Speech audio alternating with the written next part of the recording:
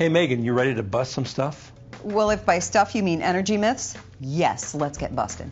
Today on Powerhouse, we'll look at some of the myths and facts around solar energy. We'll smash a few appliance myths that a lot of people believe.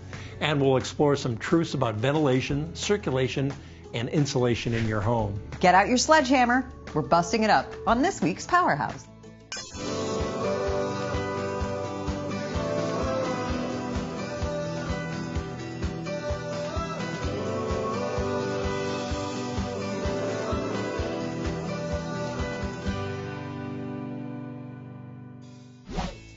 Hey, what are you doing? It looks a little like magic.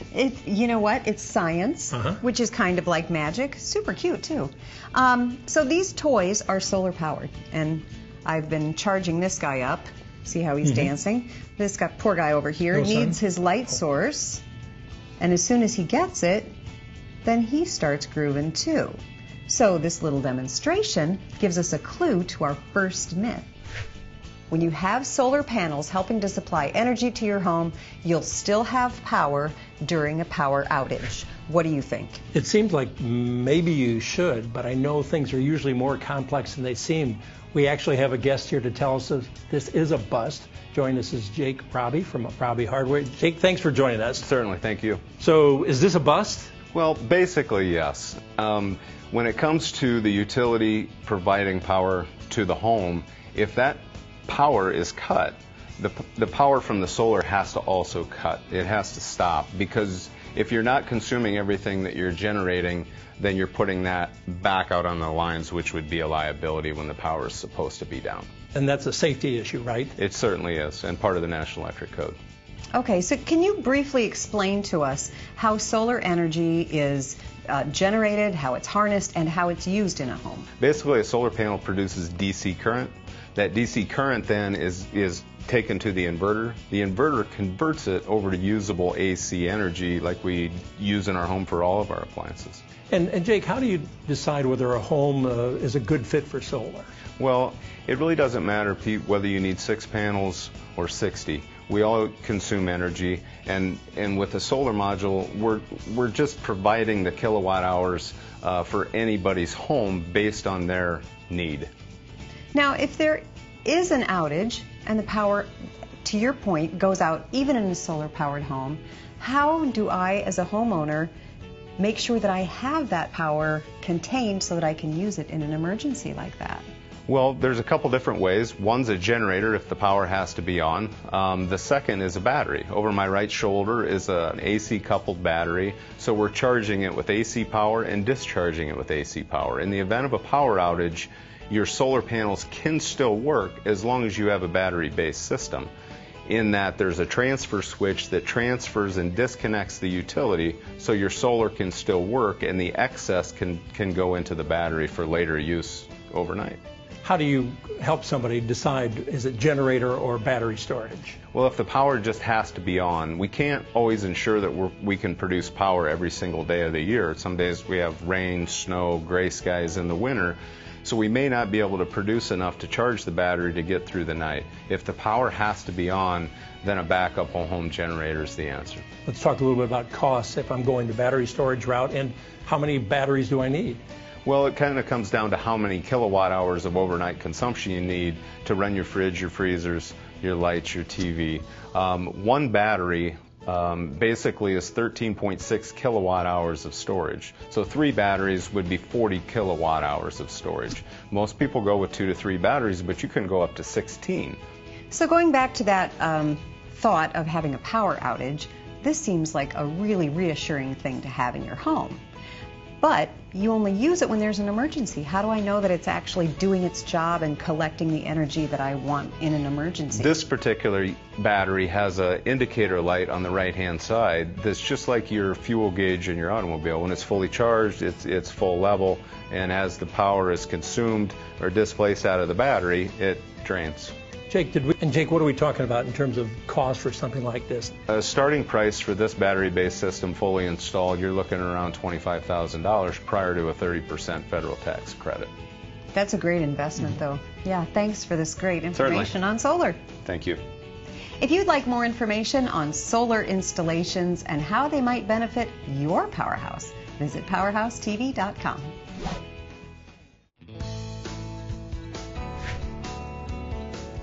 Hey, Pete. Our graphic said that this is appliance science, and this doesn't look like an appliance. Megan, be patient. Okay. I'm demonstrating a concept. I've got, all right, this bolt, and I was pouring some iron filings in this beaker now. So I put the bolt in, and nothing happens there. Now watch when I bring a magnet over. Look at that. Yeah. Shake it. Those really stick. Yeah. And when I take the magnet away, watch the magnetic pole. Look at that. Look at that. Okay. It's really cool, but how does this apply to appliances? Have you ever seen induction cooktops or hot plate type units that don't actually get hot on the surface? I have. They work through magnetic induction, very similar to this. Yeah, I've seen a lot of demonstrations using those cooktops. I'm going to go talk to somebody and find out exactly how they work.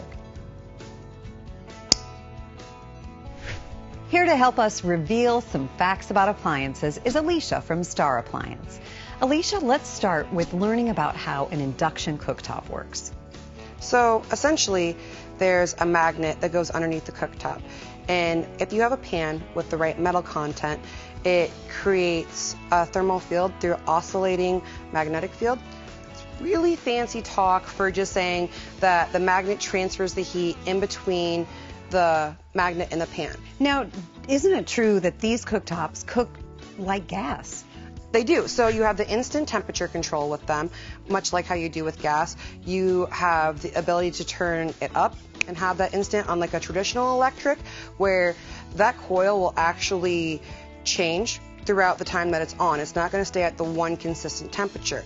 So with induction, it's creating the same temperature all the time. So if you like to do any special cooking that requires temperature-specific recipe items, then much better option than a traditional electric, but safer than a gas range.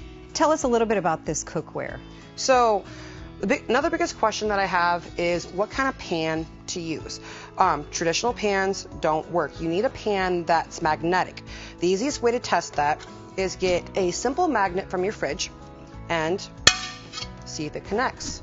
Now, if it connects, it'll work on the induction cooktop. If it doesn't, it won't. Another question that I get asked is why we have little grooves on this.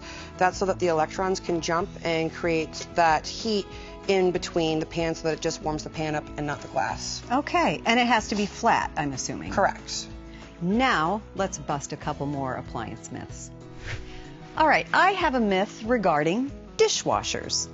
The myth is it's better to run your dishwasher, no matter how full it is, than it is to hand wash dishes. Is that true or false? So it's actually true. A dishwasher will use between 3 to 4 gallons of water for the whole cycle, versus when you're washing them by hand, you're going through about 4 gallons every 2 minutes. Plus, in the wintertime, when it's dry, if you want to pop that open and let it air dry, it's going to release some moisture back into your home. Alicia, I am not going to lie to you. I'm really relieved to hear you say that because nobody in my house likes doing dishes by hand. The next one involves a refrigerator. The statement on the table is that if you have an old refrigerator in your garage, it doesn't draw a lot of power if it continuously runs. So this is a harder one to prove or disprove. Now, if you're talking about a 40-year-old refrigerator that you got from Grandma and Grandpa, I probably wouldn't run it all the time. Your energy bill is going to be a little high. I would plug it in maybe 24 hours before you have that family get-together or event, and then use it for the extra storage that way. That makes sense. Let's move on. All right, now the last myth that I have on the table involves smaller appliances like coffee makers, bread makers, even phone chargers. They do not draw power when they're in standby mode. Is that true or false? That's actually a myth. So if you go into a room at night, you'll notice all these little lights on your countertop. So they're drawing energy all throughout the night, even if you're not using them. I would recommend plugging them into a power strip and just turning it off every night before you go to bed. Definitely disconnect to save more energy. Great advice. Thanks so much for spending time with us today, Alicia. You're welcome. To keep your appliances energy friendly and to learn how to upgrade to Energy Star models, visit our website, PowerhouseTV.com. Air quality in your home depends on 3 things: ventilation, circulation, and filtration. Your house needs to breathe continuously. optimally at about 3 full exchanges of air per hour. Now, on the other hand, comfort and energy efficiency rely on your house being pretty tight with a limited amount of passive air exchange between the outside and inside. Megan, I'm going to meet up with Dan McGuire of Heartland Energy Consultants to talk about improving your home's air quality. Here to help us with our next myth is Dan McGuire. And Dan, are there some basic things that homeowners can do to make their home tighter? Yeah, there's a lot of basic things a homeowner can do to make their home tighter. I always say start with looking into holes to the outside from your home. Those are great places that you can start to seal up, looking for pipes penetrating, can lights in your ceiling. Those can be you can fix those with a retro gasket. You can seal them from the attic. You can sometimes just caulk new can lights straight to the drywall and give a nice finished look and also get an airtight house. Also say look to windows and doors, make sure they're shutting and closing right. The gaskets are all working.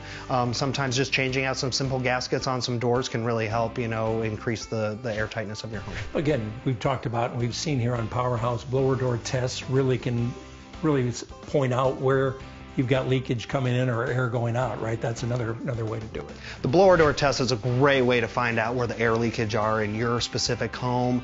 Use an infrared camera with that and it will tell you a lot about your home, where the leaks are, and then you can actually focus your air sealing to make a tighter house on your problems with something like that.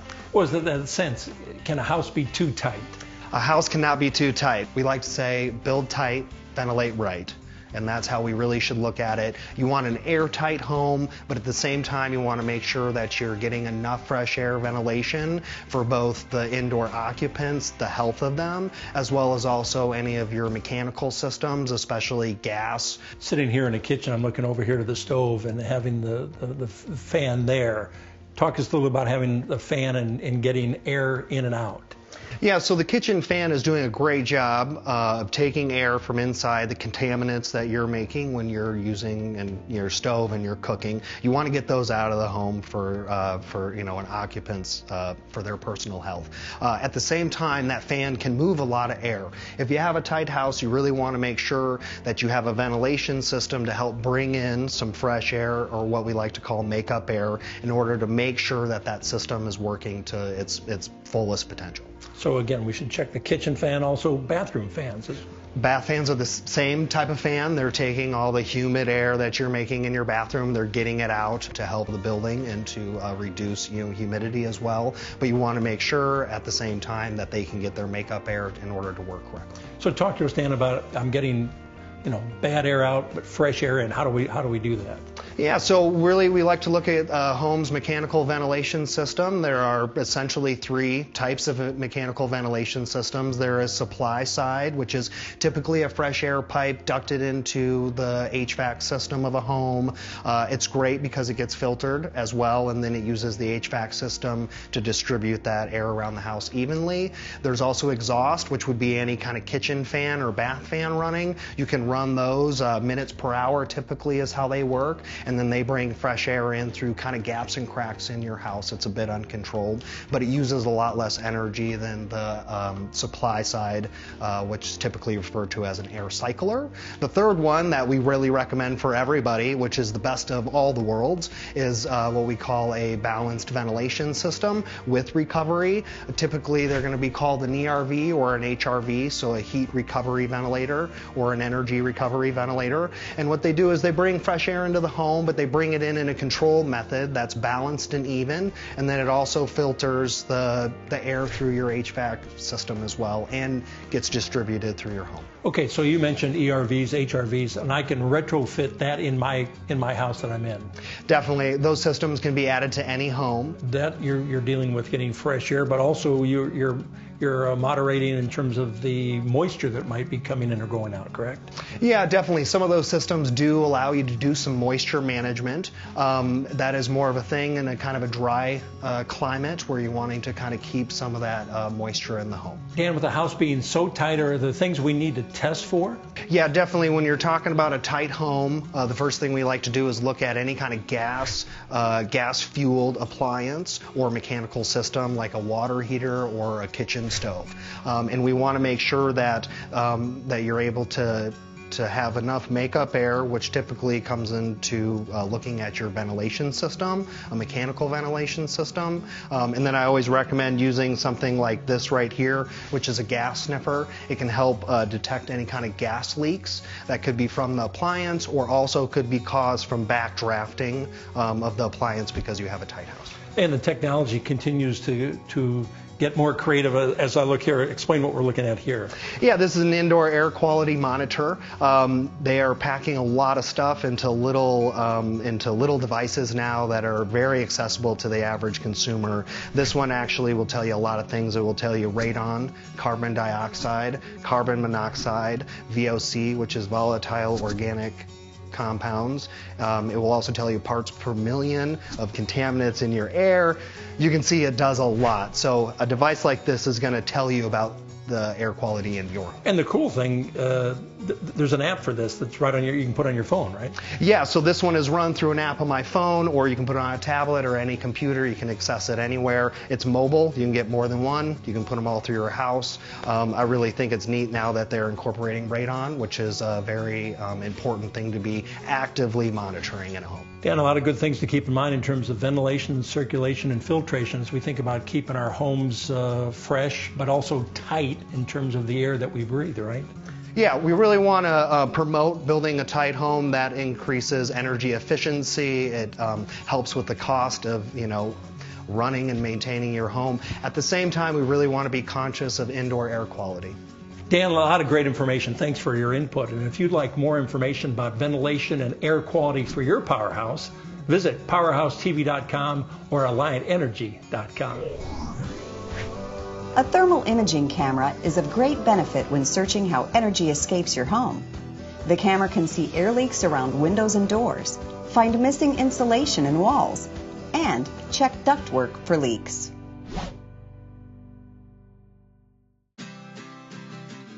Our final experiment involves testing insulation. The purpose of insulation is to slow the transfer of heat.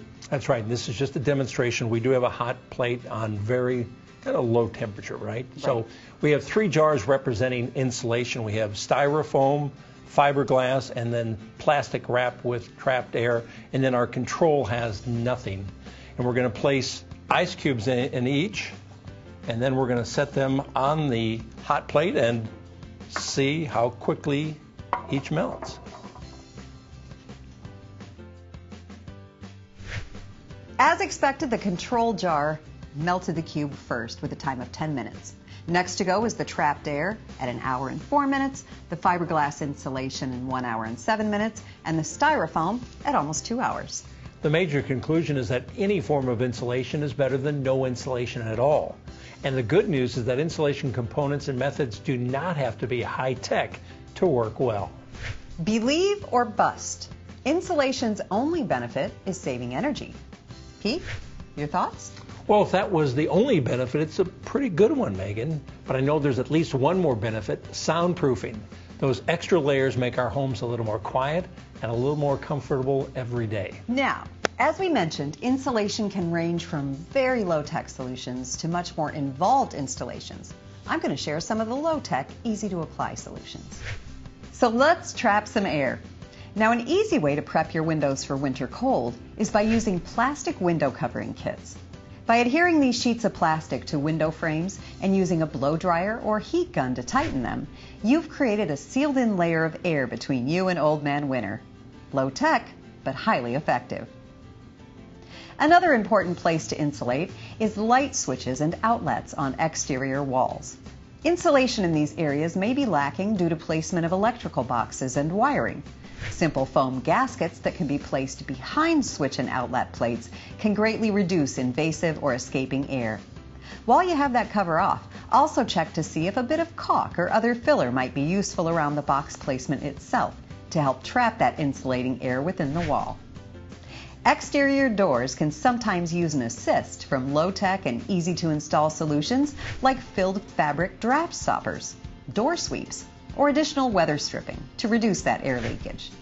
An easy, decorative, and effective addition to windows includes blinds, curtains, shutters, or other types of window coverings that help you control solar gain, as well as providing a layer of material insulation.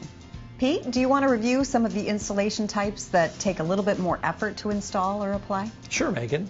Let's start with your basic fiberglass blanket insulation. In new construction, this may be fitted into unfinished walls or included in floors and ceilings. Blankets are manufactured to be fitted between studs, joists, and beams. You can DIY its installation if you feel a space in your home needs more insulation or the blankets need replacing due to damage or age. Foam board or rigid foam, much like the piece we used in our experiment, insulates well while not being overly thick. This material must be covered by dry rock when used in interiors, and it needs a weatherproof facing for exterior applications. Insulating concrete forms are installed as part of the building structure and are composed of foam blocks filled with concrete, typically used for walls and foundations. Loose fill, blown in, and spray foam insulations are typically used in enclosed existing walls and require special equipment and professional assistance to apply. All insulation types have recommended uses and various pros and cons. Be sure to research the recommended R value, or thermal resistance, recommended for the area you want to insulate, and use a professional certified installer when needed. Follow all manufacturers' instructions and safety precautions carefully. Insulation options are a great way to improve the comfort of your powerhouse. And that's always a hit, never a myth. We hope you enjoyed this myth-busting edition of Powerhouse. We verified some facts in the world of solar energy. We eliminated some assumptions about appliances. We ventilated and circulated the truth about airflow in your home. And we proved that insulation doesn't have to be fancy to be effective. Visit PowerhouseTV.com for more facts and figures to improve the performance of your powerhouse.